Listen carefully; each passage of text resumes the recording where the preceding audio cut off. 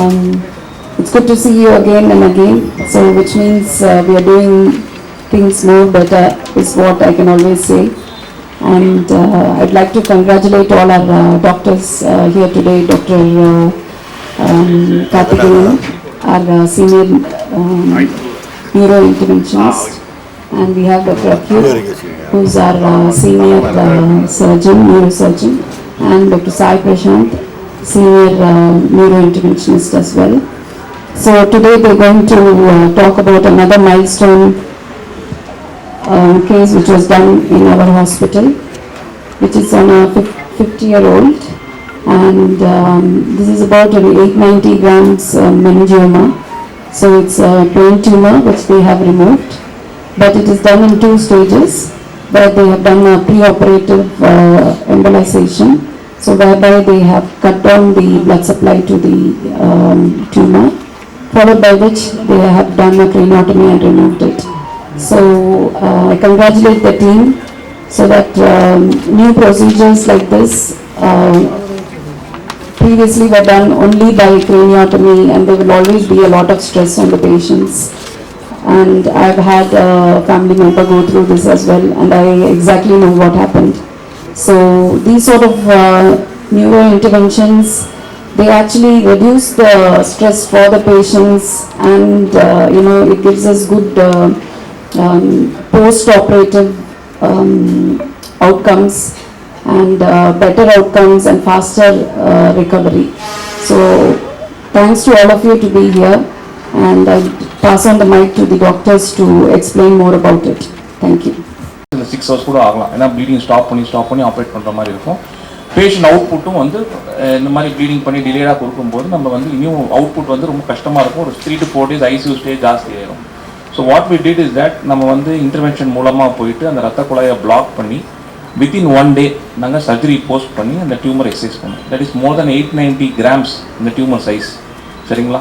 So sir சொன்ன மாதிரி 1 kg 400 grams பிரெயினில் வந்து நாங்கள் 900 grams டியூமர் வந்து வித்தவுட் எனி பிளட் லாஸ் நம்ம எடுக்கிறது தான் இந்த டியூமரோட ஹைலைட். பேஷண்ட் வந்து வித்தின் அ வீக் நாங்கள் டிஸ்சார்ஜ் பண்ணி வீட்டுக்கு அனுப்பிச்சிட்டோம். She is walking, no weakness, எந்த ஒரு கிளினிக்கலாக டிட்டரேஷன் எதுவுமே நடக்கலை பேஷண்ட்டுக்கு. பேஷண்டோட 10 days ஆஃப் ஹாஸ்பிட்டலேஷன் முடிஞ்சு பேஷண்ட் வந்து வீட்டுக்கு எல்லாமே நல்லபடியாக நடந்து போகிற லெவலுக்கு இதில் ஆப்ரேஷன் பண்ணி எடுக்க முடிஞ்சது டியூமரை. சரிங்களா? ஸோ இந்த இன்டர்வென்ஷனும் நியூரோ சர்ஜரியும் கலந்து பண்ணுற இந்த ஹைப்ரிட் சர்ஜரி தான் வந்து இப்போ லேட்டஸ்ட் அட்வான்ஸ். இப்போ இருக்கிற லேட்டஸ்ட் அட்வான்ஸ் வந்து 2 டீமும் கலந்து பண்ணுறது தான் இந்த ரீசன் ஹைப்ரிட் நியூரோ சர்ஜரின்னு சொல்கிறது. ஸோ இதில் பேஷண்ட் பெனிஃபிட் வந்து ரொம்ப பெனிஃபிட் ஆகும். பேஷண்ட்டு அவங்க லைஃப் ஸ்டைல் மற்றது எதுவுமே பாதிப்பு வராத வாய்ப்பு இல்லை. ஸோ இந்த இன்டர்வென்ஷன் எப்படி பண்ணாங்கன்னு வந்து டாக்டர் சாய், இன்டர்வென்ஷன் நியூராலஜிஸ்ட் சொல்லுவாங்க. டாக்டர் சாய், நாங்கள் வந்து இன்டர்வென்ஷனில் அந்த பிளாக் இது பண்ணோம். இவர் வந்து சர்ஜன். அதை பண்ண பிறகு இமீடியட்டாக ஆப்ரேஷன் தியேட்டர் எடுத்துகிட்டு போயிட்டு ஸ்கல்லர் ரிமூவ் பண்ணி டியூமரை ரிமூவ் பண்ணுவோம். இந்த எம்பலைசேஷன் பார்த்தீங்கன்னா அரௌண்ட் 20 to 40 minutes ஒரு procedure. And neuro surgery around 1 to 1.5 hours அந்த சர்ஜரி பண்ணுறோம். ஹெட் தலைவலி, ரொம்ப தலைவலி, ஹெட் அண்ட் வாமிட்டிங் சென்சேஷன் இதுதான் இருந்துச்சு அவங்களுக்கு. ஸோ இது ஏன்னா நார்மலாக நாங்கள் வந்து தலைவலிக்கு ரெட் ஃபிளாக்ஸ்ன்னு சொல்லுவோம். எல்லா தலைவலிக்கும் நாங்கள் ஸ்கேன் எடுக்க மாட்டோம். சில தலைவலிகள் வந்து நம்ம இந்த நார்மலாக வர ஒற்றை தலைவலியை தவிர்த்து ஒரு வித்தியாசமாக இருக்கும், அதாவது டிஸ்ப்ரொபோர்ஷனேட்டாக இருக்கும் அவங்களோடது. சில பேருக்கு வந்து கண் பார்வை மறைக்கிற மாதிரி இருக்கும், சில பேருக்கு வந்து கையில் ஏதாவது பிரச்சனை இருக்கும், சில பேர் ஃபிக்ஸாக இந்த மாதிரி கட்டி இருக்கும்போது ஃபிக்ஸாக வரும்.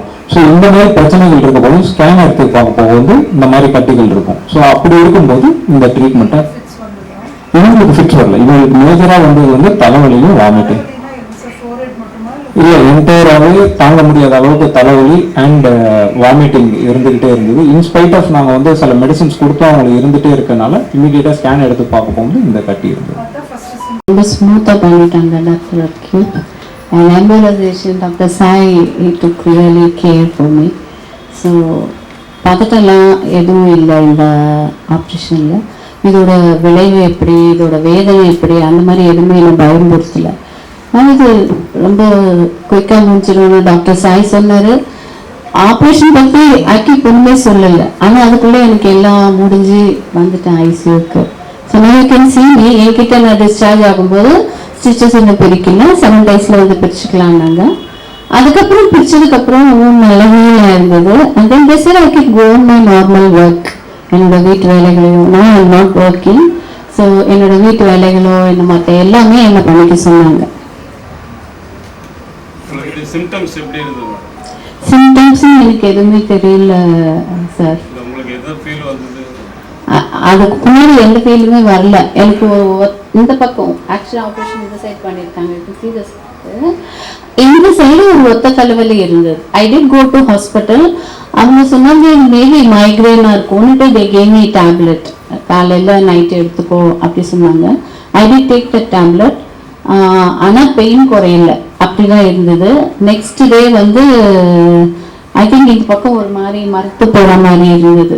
ஸோ எனக்கு ஒரு பயம் இருக்கும் எப்போவுமே, நர்வ் பெயின் இருக்கிறதுனால. இதுக்கு முன்னாடியே டயபெட்டிக் இதனால இல்லை, அதுக்கு முன்னாடியே ஒரு பெயின் இருந்தது.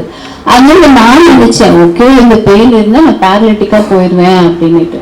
So simply I told my husband that I think I would go on paralytic. அவங்க நான் அடிக்கடிக்கு சொல்றதுனால யாரும் சீரியஸாக எடுத்துக்கல. நான் வந்து சாப்பிட்டுட்டு இருந்தேன். And then I was not able to drink water toothing because maybe இந்த சைடு இட் வாஸ் கோயிங் போனெல்லாம் ஏதோ போகிற மாதிரி இருந்தது போல இருக்கு. நான் சொல்லிட்டு நான் வீட்டில் வந்து உட்காந்துட்டேன். அவங்க பெட்ரூம்ல வந்தாங்க, என் சின்ன மகனும் என் ஹஸ்பண்டும். அவர் திரும்பி என்னை பார்த்ததும் I think my mouth was going corner. அவர் உடனே என்னோட கை பிடிச்சி தரன்னு இழுத்துன்னு போயிட்டாரு. என் மகிட்ட சொன்னாரு நீ கூட்டு கார்ல உடனே கூட்டு போயிடலாமா. அவருக்கு என்ன பயம்னா இதுக்கு சீக்கிரமா எடுத்துட்டு போனா அந்த பேரலிசிஸ் மாதிரி வராதுன்னு நினைச்சுதான் கூட்டு வந்தாங்க. அந்த டாக்டர்ஸ் என்ன சொன்னாங்க I need to go for MRI scan. And scan showed அது அவ்வளோ பெரிய கட்டி உள்ள இருக்கு. That was a shock. That was not news to us. I think my God took care of me. இந்த மாதிரி இல்லைன்னா நான் போயிருக்கவே மாட்டேன். மேபி சம் ஃபேஷியல் பால்சி வரவே இல்லைன்னா ஹாஸ்பிட்டலுக்கு டாக்டர் கிட்ட போயிருக்க மாட்டேன். சடனாக இவ்வளோ பெருசு இருக்கு, இது உடனே ஆப்ரேஷன் பண்ணணும், maybe I will go through caesar or something like that அப்படின்னு. And then he told me doctor Saito நீங்கள் ஆப்ரேஷன் பண்ணுறதுக்கு முன்னாடி கொஞ்சம் ஒரு சின்ன ப்ரொசீஜர் இருக்கு மேடம், அது முடிச்சுட்டா நீங்கள் இது பண்ணிடலாம், ஏன்னா ரத்தம் நிறைய போகாமல் இருக்கணும் அப்படின்ட்டு. அவரு ரொம்ப நல்லா பண்ணாரு சாய். தட் வாஸ் லிட்டில் என்ன சொல்றது, ஏன்னா அவங்க வந்து எனக்கு அனஸ்தீசியா கொடுக்கல பிரெயின்ல பண்றதுனால. கிராயின்ஸ்ல போயிடுச்சு உள்ள, அங்க மட்டும் எனக்கு கொஞ்சம் முடிச்சுட்டு இருந்தேன். அவங்க என்னெல்லாம் பண்றாங்கன்னு என்னால பார்க்க முடிஞ்சது, கேட்க முடிஞ்சது. But he was warning me he is going to do the procedure. Start பண்ண முன்னாடி சொன்னாரு மேம் நீங்க ஆடக்கூடாது, நீங்க வந்து சத்தம் போடக்கூடாது, அப்புறம் எச்சு முழுங்கக்கூடாது, ஏன்னா பெரிய சரியா வராதுன்னு. எனக்கு நிஜமாவே ரொம்ப பயமா இருந்துச்சு. I need to be like a lock இல்லையா, நான் வந்து கட்ட மாதிரி இருக்கணும், நான் சத்தம் கூட போடக்கூடாது. அவர் சொன்னார், வார்ன் பண்ணியிருந்தாரு இது லேசா சூடா இருக்குமா அப்படின்னு. பட் அது லேசா சூடா இல்லை, நிஜமாவே பெயின்ஃபுல்லா இருந்தது. ஆனா அவர் சொன்ன வார்னிங், அவர் ரொம்ப அமைதியா சொன்ன வார்னிங் வந்து எனக்கு வந்து அலர்ட் கொடுத்து நான் வந்து ஒண்ணுமே பண்ணாம கம்முன்னு இருந்தேன். அந்த ப்ரொசீஜர் முடிகிற வரைக்கும். முடிச்சதுக்கு அப்புறம் வந்து பாராட்டினாரு, I R a good girl, you did a good job. அதனால எங்களுக்கு ஈஸியா முடிஞ்சிச்சுன்னுட்டு எனக்கு இன்னும் கஷ்டப்பட்டேன். நம்ம குட் கேர்ள் சொல்லிட்டாரு. மேபி அந்த பாராட் தோ ஐம் ஏஜ், நம்ம அந்த சின்ன இது வந்து நம்மளுக்கு ஒரு ஹாப்பினஸ் கொடுக்கும். So I feel very comforted. Next டேக்கு வந்து ஒன்றுமே சொல்லலை, they just took me to the theatre and he did a very good job doctor அக்யூப். நாங்கள் எல்லாரும் ப்ரேயர் பண்ணாங்க எனக்காக, whole congregation, I belong to a church, எல்லாரும் ப்ரே பண்ணாங்க, ஃபாஸ்டிங் ப்ரேயர், செயின் ப்ரேயர், அது இதுன்னு. ஆனால் எனக்கு தோணுச்சு இவர் காடோட கையே, நான் நினைச்சேன் அவர் காட்ஸ் ஹேண்ட்னு. ஏன்னா எனக்கு வந்து அவ்வளோ பெரிய கட்டியே உடைக்க இல்லை, அப்படியே லட்டு மாதிரி எடுத்துட்டாரு கையில. அண்ட் தென் அவரும் கை பெரிய கை, அது கை மாதிரி இருந்தது. It was huge tumour. And நிஜமாவே நான் வந்து உள்ள போகும்போது வாழ்வா சாதாரணமா போயிருக்கேன். என் மகன் டாக்டர், அவன் கூட எனக்கு சொல்லல, யாருக்கும் சொல்லல, என் ஹஸ்பண்ட் கூட சொல்லல. அவர் வந்து இவ்வளவு பெரிய டியூமர் ரிமூவ் பண்ணுவாங்க, மணி அதுலதான் அவர் இன்வால்வ் ஆயிருந்தாரு. யாருமே உங்களுக்கு சொல்ல, நான் போன திரும்பி வரணும்னா கூட தெரியாது. ஏன்னா என்னுடைய கபாலத்தை திறக்கிறாங்க அது ஹீல் ஆகுமா அப்படி தெரியல, எனக்கு நிஜமாவே அந்த பெயின் தெரியல. And then usually they break it and they will fix it back, they go for another operation. அதுக்கப்புறமா அந்த என்ன மெட்டல் அது டைட்டானியம் மெட்டல் போட்டு அதை க்ளோஸ் பண்ணுவாங்க. See, it just went here and till here they removed. ஆனா என்னுடைய wonderful doctor என்ன பண்ணாங்க, அதை அப்படியே என்ன ஓப்பன் பண்ணதுலயே வச்சு ஸ்க்ரூ பண்ணிட்டாங்க. ஸ்க்ரூ மட்டும் I think use titanium and screwed. என் மகனுக்கு ரொம்ப வருத்தம், பயந்துட்டே இருந்தான், இவங்க வந்து மண்டையில இருந்து ரிமூவ் பண்ணிட்டாங்களே, போன் ரிமூவ் பண்ணிட்டாங்க, கொலன்னு இருக்கும், ஏன்னா நீ கேப் போட்டுக்கணும், ஜாகிரதையா இருக்கணும் அப்படிலாம். he was very scared. Maybe medicine தெரிஞ்சதுனால, அவன் டாக்டர் எம்பிபிஎஸ் படிச்சதுனால அவனுக்கு அதோட வேதனையும் விளைவும் தெரியும். ஆனா யாருமே என்ன பயன்படுத்தல. நான் எப்படிப்பட்ட மேபி அதனாலயோ என்னமோ, இவங்களுடைய என்கரேஜ்மெண்ட்னாலயோ என்னமோ, I was very happy. And doctor வந்து என்ன, I think he went out of station, he was equipped with a lot of other operations. அதனால அவர் உடனே என்ன ஐசியூல வந்து பார்க்கல. ஒரு 3 days கழிச்சு வந்து பார்க்கும்போது அவங்க கேட்டாங்க, இவங்க மண்டையை திருப்பி ஓப்பன் பண்ணுவீங்களான்னு. இல்ல இல்ல இல்ல இல்ல நீ டச் அண்ட் see, தொட்டு பாரு, அழுத்தி பாரு, இந்த இடத்துல இருக்கா இல்லையான்னு. அதனால நான் வந்து ஃபிக்ஸ் பண்ணிட்டேன் அதை அப்படி சொல்லும்போது he was so happy. I was happy because he's not going to open my head again. ஏன்னா என் தலையை ஒரு திருப்பி தொடக்க போறது இல்லை. ஆனா எனக்கு பயமா இருந்தது, தலையில இருக்கிற நான் வந்து கற்பனை பண்ணிட்டு இருந்தேன், உள்ள இருக்கிற எலும்பு எதையோ உடைச்சிட்டாங்க. அதை டாக்டர் ஃபிக்ஸ் பண்ணிட்டாரு. ஆனாலும் அது ரொம்ப பெயின்ஃபுல்லா இருக்கும். ரொம்ப யூஸ்வலா அந்த மாதிரி பேஷண்ட்ஸ்க்கு அந்த கபாலத்தெல்லாம் திறக்கிறதா இருந்தா ஏறி ஒட்டிடுவாங்களாம் மேல, இந்த மாதிரி இந்த அம்மாக்கு போன் இல்லை அதுவே பார்த்துக்கோட்டு.